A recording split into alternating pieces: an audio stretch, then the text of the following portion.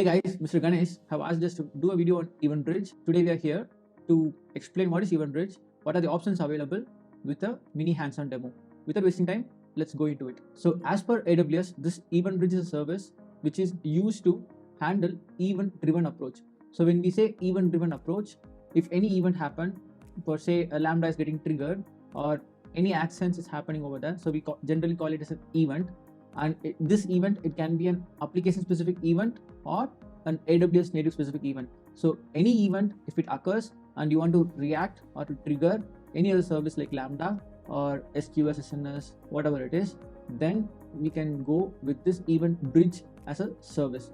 And the main use case here is, it's in case if we have an application which are tightly coupled, then which means like one Lambda should trigger another Lambda, then there can be high chance if one Lambda is getting failed, the other Lambda will also get failed. So this can be used to decouple it so that we can trigger two different or like more than multiple destinations can be achieved whenever there is an event is achieved. Okay, so it can be like a bit overwhelming, like we are talking about event, what event it is and things like that.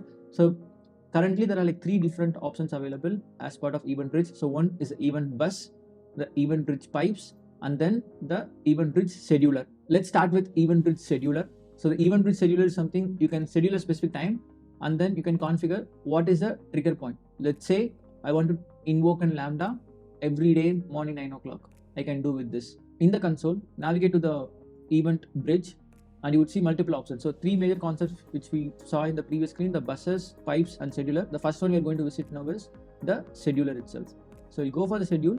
Now we can schedule a task to see when it should get react or when it should get triggered. So I can create a schedule.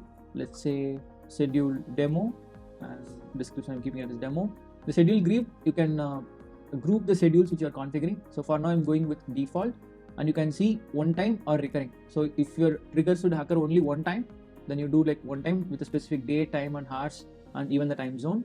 You can also do a recurring base. So let's say I want to do every day morning, every day evening. So those kind of things you can set it with under the cron tab expression. For now, let's go for a rate based schedule, and you can say like for every specific hours or every specific day, we can give a time frame. So the main benefit between cron based schedule and rate based schedule is the maximum, the minimum one you can go is like minute based approach. Whereas if you're going with cron based one, you see the multiple options of even you can choose like day of the week, like every first week, or even those can be done. The rate based schedule is more like every minute, every day, or every hour and so on. Whereas in cron tab you can even get of month specific recursiveness, you can choose it. So based on your use case, if you want to do a recurring based tool, then you can choose one among it. And then the flexible time window, it's more of, let's say if I'm keeping every one day of a specific 9 o'clock, then I can say okay, from 9 to 9:15 if it gets scheduled, I'm fine with it. So that's where this flexible time window would be there. If you want to say precisely I need on this exact precise time, then you would go with off for flexible time window. Next, where it should get trigger or where it should get the end destination. Okay, so I'm going to trigger it. So what should I do? I can keep, for example, I can say like invoke a specific Lambda. So I have a Lambda already created for some printing some XYZ values. So I can trigger a Lambda, or I can publish a message to an SNS topic. So for example, I have an SNS demo. So I can say this is from scheduler, right? So which means it's going to publish this message every 1 minute. Same way, if I can invoke a Lambda, it's going to invoke the Lambda every 1 minute. And if I go for next, and action after schedule time, so you can also see like enable schedule, so we are enabling it. And then action after schedule, should I delete anything or should I leave as it is, whatever we are passing in, so we leave empty.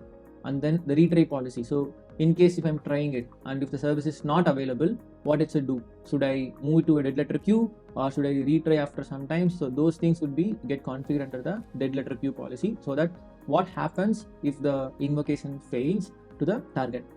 And for this to happen, we need a specific IAM permission. So you can keep, for making simplistic, I'm keeping it straightforward, like I'm letting it to create. We can also go into the IAM console and see what are the role permission it's creating by default. Okay, so if I go for next, and so we have this target, it's going to payload for the SNS demo for every minute we are going to do it. Okay, so let's create a schedule and see whether it will work or not. Cool. So we are having like rate of 1 minute, and so target we have set it as the SNS demo. So ideally what we expect is this SNS demo should do a message push to our, and then we should get a notification email or kind of things for every 1 minute. So that's the ideal motive or ideal demo for this one would be.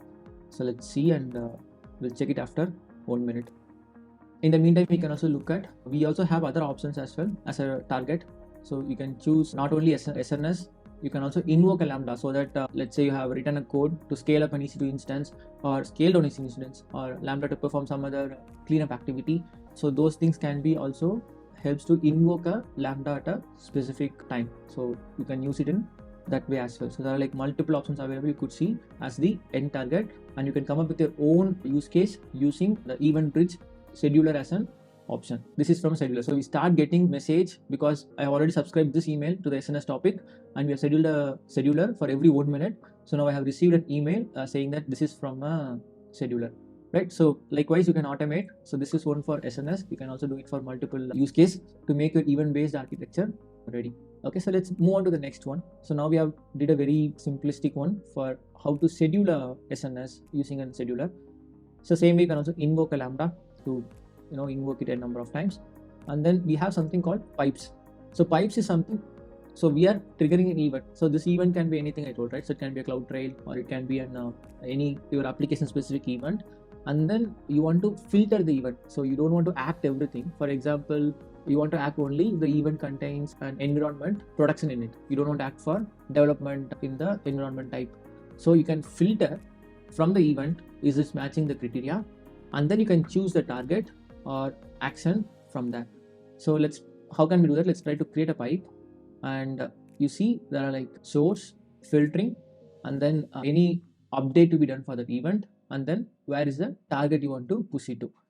So if I see for the source, I can choose source from multiple options, like SQS is there, message queue, or even Kinesis stream is there. So I can, or even DynamoDB. So I can have multiple source as a data source, from which I would be like referring it from the message, and then I will be processing the event from that.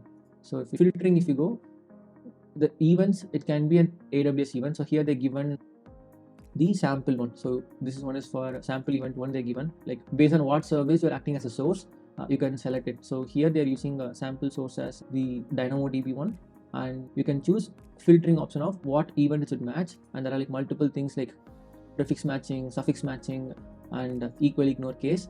So you can choose what you want to do it. So for example, let's say I want to choose the event version as 1.0, and then you also get the syntax here, right? So if I do insert, and then so now we have the syntax for this. So this is a sample event, and let's say if I want to do a filtering for specific match case, like here we are doing like event version and equals ignore version case 1.0, which means if the event version which is here in the top, if you see, and if the event version is matching 1.0, then you are saying like this is going to get matched. Okay, so that's what this event version is meant for.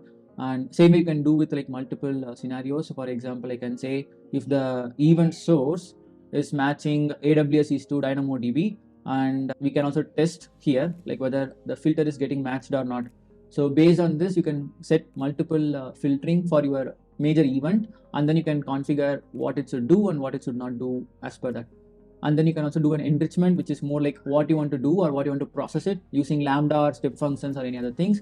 And same way you can also use target, like what it should do. Okay, so if this event is happening, what should I do? Should I trigger a Lambda, or should I do an Kinesis stream processing, or should I publish the logs into a CloudWatch log group? So what should I do so that the use case can be that if a specific event is matched, and all those events should be get published to a specific log group, or same way if this specific event is matched, then I would need to do it into a Lambda should be get triggered. So all those things can be handled using this event bridge pipe.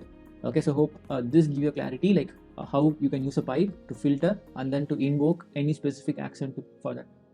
The third one, it's for event bridge event buses. From beginning of the session, we are talking more about like event, and this event bus, it's technically a place where you want to store all those events. And by default, AWS gives us one default event bus where all the events which are like triggered within the AWS or gets mapped over here, In case if you want for your application, you want to create your own custom event bus and then to play with it, you can create your own custom bus for your own application and then make it, publish it to your bus and then do it. So the more detail of event bus and what are the possibilities are provided in a blog post by AWS. I will give you the link for it so that you can go and explore how you can create your bus, how can you publish your events to that specific bus, and how can you make multiple filters and multiple trigger actions from that. So this is how generic overview of the event bridge itself, like the possibilities and what you can do with it. And they also provide multiple options like rules within the buses. I will give you the reference link from the AWS for you to self-explore. Hope you find this video useful. Comment below what is the next service or what is the next topic or use case you want to see it from us. I will surely make a video out of it. So see you later in the next video. Until then, Tata from Vasan. Thanks.